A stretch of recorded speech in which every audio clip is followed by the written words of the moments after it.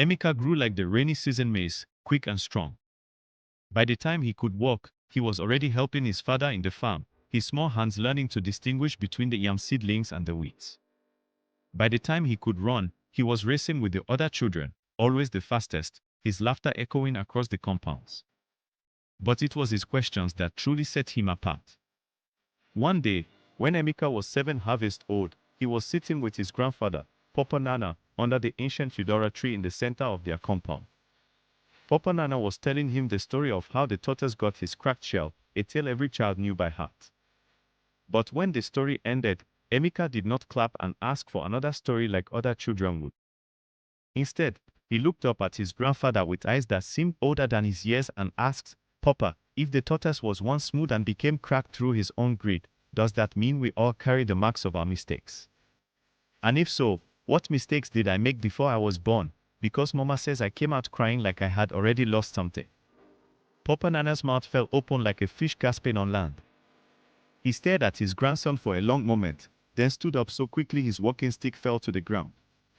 "Your father must hear this," he muttered, hurrying toward the house with more speed than his old legs had shown in years. That evening, the family gathered in the Obi, the family meeting place. Emeka's father Okonkwo sat on his carved stool, his face serious. His mother Adi stood nearby, her wrapper tied tight with worry. Papa Nana sat with the other elders who had been called Ichi Okoro, who knew all the proverbs, Motse Obina, who could read the kola nut patterns, and Lolo Kayameka, the oldest woman in the village, who some whispered had lived through 2 lifetimes. "Tell them what you asked me," Papa Nana said to Emeka. Emeka, feeling small among all these important adults, repeated his question about the tortoise and mistakes and crying at birth. The elders exchanged glances. Ichi Okoro cleared his throat. "The boy asks questions that reach for the hem of the ancestors' garments," he said.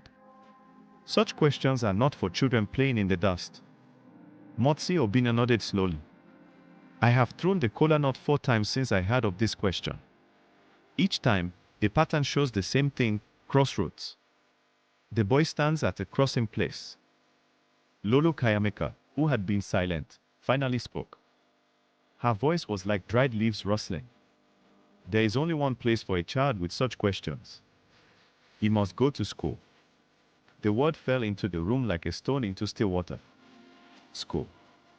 The mission school in the town of Enugu, 3 days walk away. A place where children learned to make marks on paper that somehow held meaning. A place where they learned the white man's language and numbers that could count beyond the fingers and toes. School. Okonkwo's voice was sharp. "He is my only son. Who will help me with the farm? Who will learn to read the seasons and know when to plant?" "Your son already reads things deeper than seasons," Lolo Kayameka said. "The question is not whether he should go to school. The question is whether you will let him follow his chi, his personal God, or try to tie him to a destiny that is not his own." Adis, who had been quiet until now, stepped forward. "I knew from the night he was born," she said softly. "When the moonlight touched him, I knew he would not stay in our compound forever. But knowing and accepting are 2 different things." She looked at her son, tears making her eyes shine like the Adoda string. "Emeka, do you want to go to this school?" Emeka felt a strange sensation in his chest, like something was both expanding and contracting at once. He loved his father's farm, loved the feel of fresh earth between his toes, and loved the way the yam vines climbed their stakes like children racing to the top. But there was something else inside him, a hunger that was not for food, a thirst that water could not quench. "Yes, Mama," he whispered.